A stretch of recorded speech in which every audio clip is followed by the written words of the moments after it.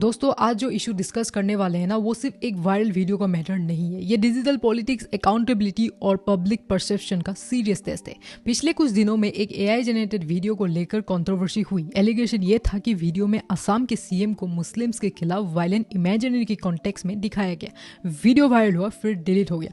Opposition ने complaint file की, matter court तक पहुंचा और फिर सीएम ने न्यूज चैनल पर कहा कि उन्हें अपलोड के बारे में कोई जानकारी थी ही नहीं। और यहाँ पे मैं एक क्लेरिफिकेशन करना चाहती हूँ। सबसे पहले वीडियो उनके पर्सनल अकाउंट से अपलोड नहीं हुआ था, ये बीजेपी के ऑफिशियल पेज पर पोस्ट हुआ था।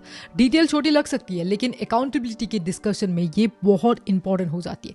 चलिए स्टेप बाय स्टेप समझते हैं। एक वीडियो वायरल होता है, एग्रेसिव मैसेजिंग दिखती है, क्रिटिक्स बोलते हैं कम्युनल एंगल है, सपोर्टर्स बोलते हैं एआई मैनिपुलेशन हो सकता है। थोड़ी देर में वीडियो डिलीट हो जाता है और वहीं से कंट्रोवर्सी स्टार्ट होती है। ऑपरेशन कंप्लेंट फाइल करता है, लीगल रूट एक्टिवेट होता है, मीडिया डिबेट शुरू होती है, सोशल मीडिया पोलराइजेशन और तेज हो जाती है। फिर सीएम का स्टेटमेंट आता है, मुझे अपलोड के बारे में पता नहीं था। और यही लाइन ही डिबेट का सेंटर बन चुकी है। अब लॉजिकल सवाल ये है, अगर वीडियो ऑफिशियल पार्टी पेज पर अपलोड हुआ था, रेस्पॉन्सिबिलिटी कैसे फिक्स हो गई? Digital team, state leadership, high command.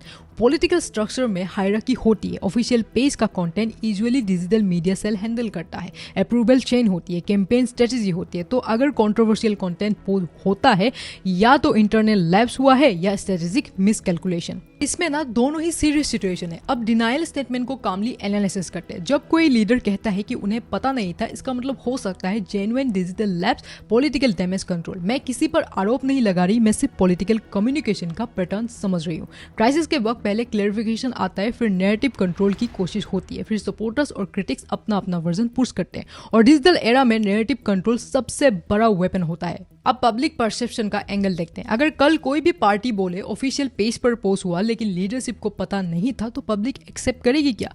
या पब्लिक कहेगी ऑफिशियल पेज का मतलब वेरीफाइड, रेस्पॉन्सिबल और अप्रूव कंटेंट होता है? यह डेमोक्रेसी का रियल डिबेट है। असम का पॉलिटिकल बैकग्राउंड भी सेंसिटिव रहा है, इमिग्रेशन, एनआरसी, आइडेंटिटी पॉलिटिक्स। इसीलिए कोई भी इमेजिनरी जो एक कम्युनिटी को टारगेट करती दिखे, रिएक्शन नेचुरली स्ट्रॉन्ग होगा ही। ये सिर्फ स्टेट इशू नहीं रहा, ये नेशनल डिस्कोर्स बन चुकी है। अब आते हैं एआई के एंगल पे। आज एआई से डीप फेक बनाना मुश्किल नहीं है। फेस, वॉइस, आप जो भी करवाना चाहते हो एआई आपको करके देगा। और यही पे ही पब्लिक को डिफरेंशिएट करना मुश्किल हो जाता है कि रियल क्या है और फेक क्या है। अगर वीडियो एआई जनरेटेड था, वेरिफिकेशन प्रोसेस कहाँ फेल हुआ? अपलोड से पहले फैक्ट चेक क्यों नहीं हुआ? अप्रूवल सिस्टम वीक है या स्पीड में पोस्ट हो गया? ये डिजिटल गवर्नेंस का इशू है। अब साइकोलॉजिकल एंगल भी समझिए। पब्लिक यूजुअली वही बिलीव करती है जो उसके एग्जिस्टिंग बिलीफ को कंफर्म करे। सपोर्टर्स बोलेंगे प्रोपेगेंडा, क्रिटिक्स बोलेंगे माइंडसेट रिफ्लेक्ट करता है। सच क्या है? इन्वेस्टिगेशन बताएगी, लेकिन परफेक्शन तुरंत बन जाता है। और पॉलिटिक्स में परसेप्शन ही रियलिटी बन जाता है। लीगल एंगल भी बहुत ही इंपॉर्टेंट है। हेट स्पीच का कॉन्सेप्ट लॉ में डिफाइन है, लेकिन कॉन्टेक्स्ट और इंटेंशन मैटर करता है। कोर्ट डिसाइड करेगा कि कॉन्टेंट रेटोरिक था या इंसाइनमेंट। इसीलिए मैटर कोर्ट तक जाना सीरियस डेवलपमेंट है। ये सिर्फ सोशल मीडिया डिबेट नहीं रहा। अब यहाँ पे ना एक सच बात बोलता हूँ, रिलीजन और आइडेंटिटी पॉलिटिक्स इंडिया में पावरफुल टूल्स रहे हैं। इलेक्शन के टाइम इमोशंस एम्पलीफाई होते हैं, फियर भी और प्राइड भी। लॉन्ग टर्म इम्पैक्ट क्या होता है इससे? कम्युनिटीज का ट्रस्ट कम होता है, पब्लिक का माइंडसेट एग्रेसिव होता है, पब्लिक डिस्कोर्स टॉक्सिक होता है। और जब डिजिटल प्लेटफॉर्म्स एम्पलीफाई करते हैं, डैमेज मल्टीप्लाई हो जाता है।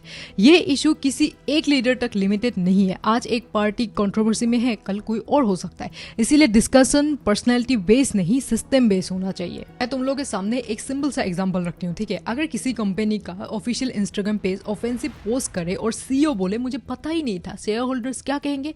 लीडरशिप का मतलब ना सिर्फ पावर नहीं होता, ओवरसाइट भी होता है। ऑफिशियल पेज पब्लिक ट्रस्ट का सिंबल होता है। इस कंट्रोवर्सी का सबसे डेंजरस लेसन हमारे लिए यह था, AI plus politics plus religion और नतीजा एक्सप्लोसिव मिक्स। कल को फैब्रिकेटेड क्लिप वायरल हो सकता है, मार्केट क्रैश हो सकता है, रियट्स ट्रिगर हो सकते हैं, इंटरनेशनल इमेज इफेक्ट हो सकती है। इसीलिए वेरिफिकेशन सिस्टम, अप्रूवल चेन और स्ट्रिक्ट कंटेंट पॉलिसी जरूरी है। मैं किसी के साइड को डिफेंड नहीं कर रही, मैं किसी साइड को अटैक भी नहीं कर रही। मैं सिर्फ इतना कह रही हूँ, अगर वीडियो गलती से अपलोड हुआ तो रेस्पॉन्सिबल लोगों पर एक्शन होना चाहिए। अगर इंटेंशनल था तो अकाउंटेबिलिटी फॉलो होनी चाहिए। दोनों केसेस में सॉल्यूशन एक ही है, ट्रांसपेरेंसी। पब्लिक का रोल भी इंपॉर्टेंट है। हर वायरल क्लिप पर इंस्टेंट रिएक्शन मत दो। थोड़ा रुक के सोचो, सोर्सेस चेक करो, क्लैरिफिकेशन देखो, फिर अपना ओपिनियन बनाओ। क्योंकि अगर ऑडियंस सिर्फ आउटरेज कंज्यूम करेगी ना, तो पॉलिटिक्स सिर्फ आउटरेज सर्व करेगी। आखिरी बात सिर्फ इतनी है, डिजिटल एज में सबसे बड़ा वेपन होता है नैरेटिव, और नैरेटिव का कंट्रोल जिसके पास होगा, इन्फ्लुएंस उसके पास होगा। इसीलिए रिस्पॉन्सिबिलिटी सिर्फ पार्टीज की नहीं, ऑडियंस की भी है। अगर हम मैच्योर डिबेट डिमांड करेंगे तो पॉलिटिकल कंटेंट भी मैच्योर होगा। अगर हम एग्रेसिव क्लिप्स शेयर करेंगे तो एग्रेसिव पॉलिटिक्स नॉर्मल हो जाएगी। चॉइस हमारे हाथ में ही है और हमें ही पता है कि हमें क्या करना चाहिए, क्या देखना चाहिए। तो हर सच के तरह मैं तब भी बोलूँगी जब सच अनकंफर्टेबल होगा।